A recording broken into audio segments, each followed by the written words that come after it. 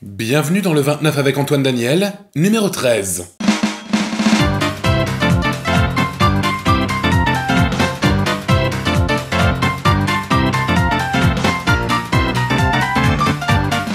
Rebonjour et re-bienvenue dans le 29 avec Antoine Daniel, numéro 13. La mise en point. Comme je l'ai déjà dit sur ma page Facebook, je serai à Japan Expo cette année, je l'avais déjà dit plein de fois, mais je le reconfirme, c'est très bientôt, c'est dans 3 jours, même pas. Donc j'y serai du jeudi au dimanche, pas le mercredi, je tiens à vous le dire dès maintenant. Alors pour ce qui est de mon planning de Japan Expo, je ne le connais pas encore par cœur, donc je vais vous le dire. Jeudi, donc à 11h, je commence direct par une conférence sur la scène web.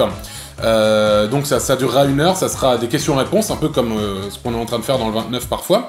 Tout le temps en fait. Donc n'hésitez pas à venir en grand nombre pour me poser des questions plutôt intelligentes de préférence, du genre où est Richard, etc. Évitez s'il vous plaît. Je ne le prends pas en convention parce que j'ai peur qu'on me le vole. Donc je préfère répondre à cette question définitivement parce que c'est la question qu'on me pose le plus en convention. De 13h à 15h30 dédicace. Et enfin de 17h à 18h, une autre conférence sur la même scène, il me semble, je crois, avec les autres gars du web qui seront présents. Donc Joueur du Grenier, Mathieu Sommet, Link the Sun, Chris de Minute Papillon, enfin voilà, plein de gens. Ensuite, vendredi, de 10h30 à 14h, des dédicaces. Samedi, de 16h à 18h, des dédicaces. Et enfin, le dimanche, de 13h à 15h30, des dédicaces. Alors pour ceux qui sont habitués à aller voir des gens pour leur faire signer des trucs en convention, là ça risque d'être un petit peu différent.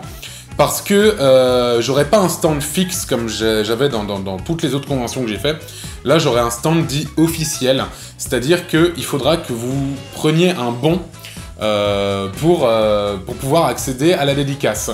Donc c'est premier arrivé, premier servi. Évidemment, c'est gratuit. Mais voilà, je préfère prévenir dès maintenant. Je pense qu'il y aura beaucoup de déçus parce que je signe maximum 3h30 par jour. Et du coup, forcément, tout le monde ne pourra pas passer. Et du coup, si vous venez à Japan Expo pour me voir et que vous ne pouvez pas passer, c'est pas grave, je vous préviens maintenant, il y a de très fortes chances pour que la majorité des gens ne puissent pas avoir une dédicace. Le truc c'est que l'année dernière, c'était complètement inhumain, il y avait une file d'attente de je sais plus combien de mètres, c'était immense, ça avait 6 heures de file d'attente, et pour moi, il est hors de question que les gens attendent 6 heures pour juste avoir une dédicace de moi. Je trouve que ça vaut pas le coup, je trouve que ça vaut clairement pas le prix de l'entrée de Japan Expo. Y a plein de trucs incroyables à voir cette année, comme par exemple la présence de Shigeru Miyamoto, qui est le créateur de Mario, Zelda, F-Zero, Metroid, plein d'autres trucs. Aussi Hironobu Sakaguchi, qui est le créateur de Final Fantasy, et plein d'autres trucs, d'autres youtubeurs, etc. Donc si vous me ratez, bah c'est pas grave, on se reverra certainement une autre fois. Ensuite, par rapport au dernier épisode qui est sorti, l'épisode 34, je tenais à vous remercier pour la grande majorité d'entre vous qui ont apprécié cet épisode. J'étais pas sûr du tout que ça allait vous plaire parce que j'ai tenté quelque chose de différent, que ce soit au niveau de l'intro ou au niveau de la durée de l'épisode qui dure 17 minutes 30.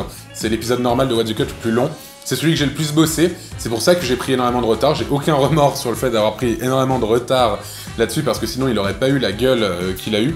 Et j'en suis content et je suis très content des retours que vous m'avez fait. Ensuite, pour ce qui est du forum, je sais que je vous avais dit que je l'ouvrirais début mai, il me semble, ou début juin. Enfin, il y a très longtemps et c'est toujours pas arrivé. La raison est simple et elle est un peu honteuse en même temps. C'est que le forum est terminé en fait, mais il nous manque juste à rédiger la charte du forum, c'est-à-dire les lois du forum pour que tout le monde puisse vivre en paix et en harmonie. Et donc, on l'a pas encore fait parce que c'est quelque chose d'assez long et chiant, un peu comme mon sexe en fait. Et on a eu un peu la flemme et je me suis concentré sur d'autres choses et les personnes avec qui je fais le forum se sont concentrées sur d'autres choses aussi. Mais j'espère le faire arriver après Japan Expo, en tout cas. Là, je vais pas y mettre maintenant parce que je suis en plein dans les préparatifs, en plein dans le rush pour la convention. Et du coup voilà, mais ça va arriver, vous inquiétez pas. Du coup ce 29 risque d'être un petit peu plus rapide que les autres, je crois, à moins que je me plante dans le montage et que je fais un truc super long. Il n'y aura pas de chaîne sélectionnée parce que j'ai pas eu le temps, avec la sortie du dernier épisode, plus la préparation de Japan Expo, de voir les différentes chaînes qu'on m'avait envoyées. J'en ai sélectionné quelques-unes que je garde sous le bras pour le 29 du mois prochain. Mais là dans l'immédiat il n'y en aura pas dans celui-là, donc je suis désolé. Me faites pas la gueule, ne me jetez pas de cailloux au visage parce que ça fait extrêmement mal. Voilà. Du coup, on va directement passer à la FAQ, c'est-à-dire les questions que vous m'avez posées sur ce magnifique réseau social qui est Twitter, hein. Voilà, je sais pas pourquoi je parle comme ça. La question Twitter! Comptes-tu faire des animations sur scène à Japan Expo? Alors c'est pas prévu, désolé, comme je vous ai dit, la conférence, ça sera des questions-réponses. Et je sais pas trop comment ça va se passer avec les autres youtubeurs. Apparemment, la convention a prévu des activités sur scène, je sais pas trop quoi. Ah oui, autre truc, apparemment, je sais pas du tout quand, mais il est fort possible que pendant Japan Expo, je fasse des masterclass, c'est-à-dire comme des conférences, mais en comité très réduit, c'est-à-dire avec peut-être 100 personnes maximum, afin qu'on puisse avoir un dialogue plus proche. N'hésitez pas à venir, je sais pas du tout comment ça se passe, je me suis pas tellement renseigné, là-dessus j'ai pas géré, mais il est fort possible que ça arrive et vous serez certainement tenu au courant si c'est le cas. Pourquoi t'allumais pas la lumière dans tes premières vidéos? Eh bien, je sais que c'est très surprenant, mais elle était allumée. Et c'est juste que j'avais pas de lumière assez puissante. Je n'en avais pas acheté pendant les 9 premiers épisodes parce que je suis probablement un sale con, voilà. Penses-tu que l'on puisse sauver Internet de la télévision? Alors déjà, calme-toi. La télé, je n'ai pas l'impression qu'elle est vraiment en train de nous menacer, malgré le fait que certaines personnes puissent le penser. Je pense juste que la télé est en train de comprendre qu'Internet est quelque chose de très important, du coup elle est en train de s'y installer. Moi je pense que la télévision, il faut qu'elle existe sur Internet, mais il faut qu'elle existe au même titre que les indépendants. C'est-à-dire qu'il ne faut pas que la voix de la télévision soit plus forte que celle d'un prétendu indépendant. Je pense pas forcément que malgré le standard de qualité visuelle et de réalisation que la télé apporte sur YouTube, ça veut pas dire que ça laisse pas la place aux indépendants. Je veux dire, il y a des gens qui prennent autant de plaisir à regarder une vidéo extrêmement bien réalisée de Studio Bagel, par exemple, ou de regarder un épisode indé de What the Cut. L'un n'empêche pas l'autre, les deux peuvent coexister. Mais tant qu'il y aura des indépendants qui feront des trucs qui intéressent les gens, je pense pas que la télé tuera la création vidéo sur Internet. Tu feras toujours un petit court-métrage en début de vidéo. Bah, je sais pas trop, en fait, je me laisse vraiment quartier libre au niveau des intros. Je me suis vraiment bien éclaté à faire l'intro du dernier épisode, je pense que ça s'est vu. D'ailleurs, merci à tous ceux qui ont participé à ce petit court-métrage, Nio et l'équipe de la Band of Connards, qui est une équipe d'airsofters super sympathique. Et du coup, je sais pas, hein, je peux autant faire une intro qui durera 5 secondes qu'un truc qui durera encore 3 minutes, tu vois. Je verrai, ça dépend ce que j'ai envie de faire, c'est tout. Mais rien n'est exclu en tout cas. Combien de temps t'a-t-il fallu pour trouver l'inspiration et pour produire le dernier What the Cut qui était génial? Déjà, merci beaucoup mec. Et ensuite, ça a été probablement l'épisode le plus long que j'ai eu à produire. L'écriture a pris énormément de temps parce que je voulais que ce soit vraiment soutenu du début jusqu'à la fin, qu'il n'y ait pas vraiment de relâchement, que ça enchaîne beaucoup, malgré le fait que ce soit très long. Et du coup, ça a été vraiment un travail de longue haleine de faire cet épisode, y compris son intro et tout le reste de l'épisode. 2 questions. Si tu n'avais pas percé dans YouTube, tu aurais fait quoi? Deuxième question, peux-tu percer en moi? Oui. Pour répondre à ta première question, bien qu'elle soit beaucoup moins intéressante que la seconde, je crois que j'ai déjà répondu à cette question plusieurs fois, mais je vais y répondre définitivement.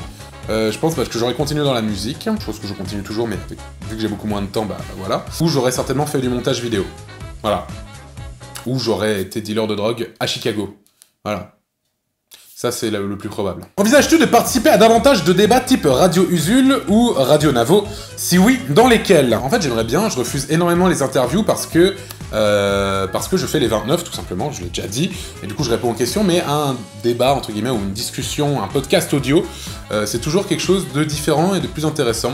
J'avais beaucoup aimé, en effet, quand j'étais passé chez Radio Navo avec François Descraques, Karim Debache, Benzaï. Du coup, lesquels je sais pas trop, je sais pas quels sont les podcasts vraiment cool, je dois admettre que j'en écoute assez peu. Donc si vous avez des propositions, s'il y a des gens qui font des podcasts et qui ont quelque chose à me proposer, proposez-le moi, expliquez-moi un peu le concept de votre truc et peut-être que ça m'intéressera, on sait jamais. Sous quels paramètres Sony Vegas Pro 12 enregistres-tu tes vidéos? Un petit screen si possible. Alors oui mec, bien sûr, sans aucun problème, mis à part le fait que je bosse sur Premiere Pro. Qui a gagné le 3 pour toi? Nintendo! À partir de quelle année t'es-tu dit que la TV était un média mort? Je sais pas quand, exactement. Après, média mort, c'est quelque chose de... C'est un terme assez fort. Moi, je dirais plus un média obsolète à l'heure d'Internet. La télé, telle qu'on la conçoit et telle qu'on l'a conçue depuis toujours, n'a plus vraiment lieu d'être à l'heure d'Internet, à l'heure du tout tout disponible immédiatement quand vous le voulez, de la façon dont vous le voulez. Et encore une fois, n'importe qui peut s'exprimer sur Internet librement. Je parle pas forcément sur YouTube, hein, je dis sur Internet en général. Peut donc s'exprimer sur Internet librement, sans avoir un supérieur qui lui dit non, ça rentre pas dans le cahier des charges de la chaîne. Vu la façon dont certains te parlent quand tu es en retard dans un épisode, tu n'as pas envie de tout arrêter et les envoyer chier. Tout arrêter, non, les envoyer chier, oui, si je les lisais. En fait, je les lis plus, parce que c'est tout le temps la même chose. Et du coup, les gens qui s'impatientent, je sais pas, faites autre chose de votre vie que d'attendre le prochain épisode de What the Cut. Il y a plein de choses à faire, vous pouvez aller faire du tourniquet, vous pouvez aller regarder des enfants à la sortie des... Non, ne faites pas ça. Vous pouvez fabriquer une chaise en bois, vous pouvez apprendre à faire de l'ossobuco, vous pouvez aller regarder des vidéos d'autres youtubeurs. Si on te proposait d'écouter un style de musique en boucle, tu choisirais. Je pense que ce serait du speed gabber.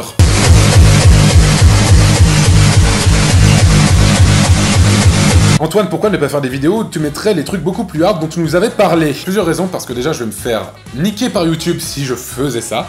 Et ensuite, deuxième chose, c'est parce que ces vidéos, je les trouve pas marrantes. Je les trouve trop choquantes, trop gore, trop trash, trop... Je sais pas, ça me plaît pas. C'est pas du tout ça ce que j'ai envie de montrer. Quel était le liquide dans ton sac dans le dernier What the Cut? Du sperme de yak. Tu respecteras un jour le délai de 2 semaines entre chaque vidéo? Non. Pourquoi as-tu un ventilateur en Bretagne? Eh bien, c'est très simple, parce que je n'habite pas en Bretagne. Est-ce que à Japan Expo, tu as l'intention de quitter ton stand et d'aller te balader un peu? Sinon, c'est pour ne pas te faire harceler. Bah, en effet, parce que pour moi, me balader en convention, c'est devenu totalement impossible, à part lors de conventions un peu petites et assez différentes, type les Geek Ferries, où j'ai pas trop eu de mal à me déplacer, mais des conventions comme Japan Expo, ça risque d'être vraiment compliqué. Les gens viennent me parler tout le temps, je peux pas faire 2 mètres, même pas, je peux pas avancer en fait. Et dès que quelqu'un me demande une photo et que je dis oui, bah il y a plein de gens qui voient que je prends une photo, alors du coup il y a de plus en plus de gens, etc. Et ça devient impossible et c'est infini quoi. Donc peut-être que vous me croiserez quelque part à Japan Expo, mais il y a très peu de chances pour que ce soit dans les allées où c'est blindé de monde. Est-ce que tu pourrais sortir une application pour mobile? Alors j'ai toujours répondu non à cette question parce que pour l'instant je vois pas vraiment l'intérêt. Je pense surtout aux gens qui n'aiment pas What the Cut en fait. Si je détestais What the Cut, j'aimerais pas du tout entendre partout, dans le métro, au travail, en cours, etc.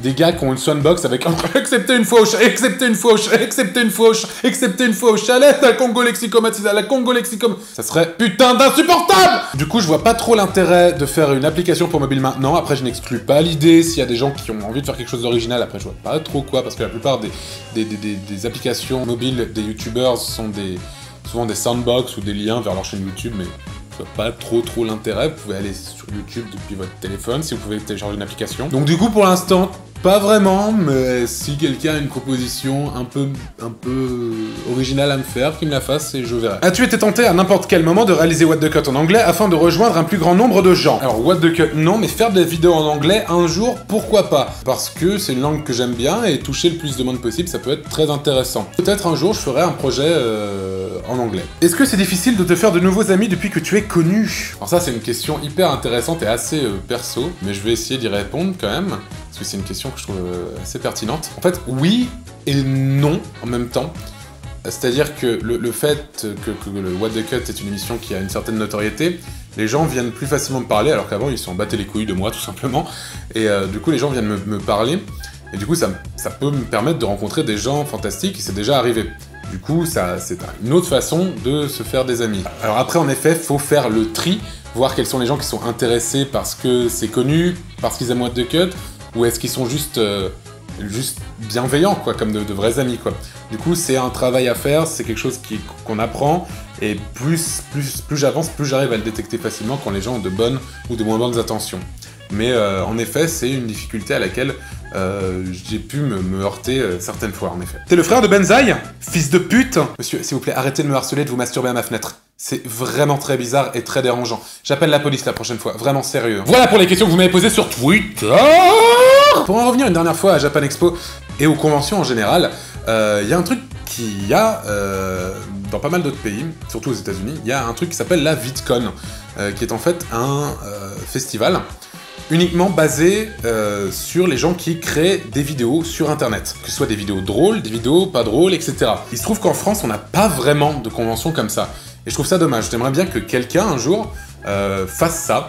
c'est-à-dire une sorte de VidCon à la française, où il y aurait que des gens qui font des vidéos sur internet, que ce soit des vidéos humoristiques ou pas, il y aurait pas de restrictions, autant les gens qui font des émissions, les gens qui font des sketchs, les gens qui font de la fiction, les gens qui font des tutos make-up, des gens qui font des let's play, du Minecraft, tout et n'importe quoi. Du moment que ces gens font des vidéos sur internet, il y a vraiment une émulsion de ça en France depuis quelques années, et il n'y a pas de festival ou de convention dédié spécialement à ça. Je parle pas du tout d'awards ou de trucs comme ça, je parle vraiment d'une convention, de gens qui rencontrent, où il y aurait des diffusions de vidéos, où il y aurait plein de trucs comme ça, des conférences. Donc si un jour quelqu'un a l'envie de faire quelque chose dans le genre, moi je serais ravi de l'écouter et d'y participer. Je pense que pas mal de mes camarades le seraient aussi. Non pas que nous n'aimons pas les conventions auxquelles nous allons, mais elles ne correspondent pas exactement à ce que nous faisons. La plupart sont basées soit sur des trucs en rapport avec le jeu vidéo ou avec le Japon, etc., qui sont des choses qu'on aime pour la plupart vraiment beaucoup, mais c'est pas ce que nous faisons en premier lieu. Encore merci pour les retours sur le dernier épisode, ça m'a fait extrêmement plaisir. Pour la suite, l'épisode 35, comme je disais, est en préparation. Un hors-série aussi, je vais peut-être prendre une pause, en tout cas je vais pas annoncer une date pour l'épisode. Sachez juste que je vais prendre mon temps encore une fois, je vais prendre du temps pour moi aussi, je vais partir un petit peu en vacances. Mis à part ça, le 29, le mois prochain, si vous avez des chaînes YouTube à m'envoyer, envoyez-les à l'adresse le29 avec AntoineDaniel@gmail.com et peut-être que j'en parlerai si je trouve ça pertinent. Je vous souhaite un très bon début de vacances d'été pour ceux qui en prennent, à très bientôt pour ceux qui vont passer me voir à Japan Expo, et d'ici là, portez-vous bien, ciao!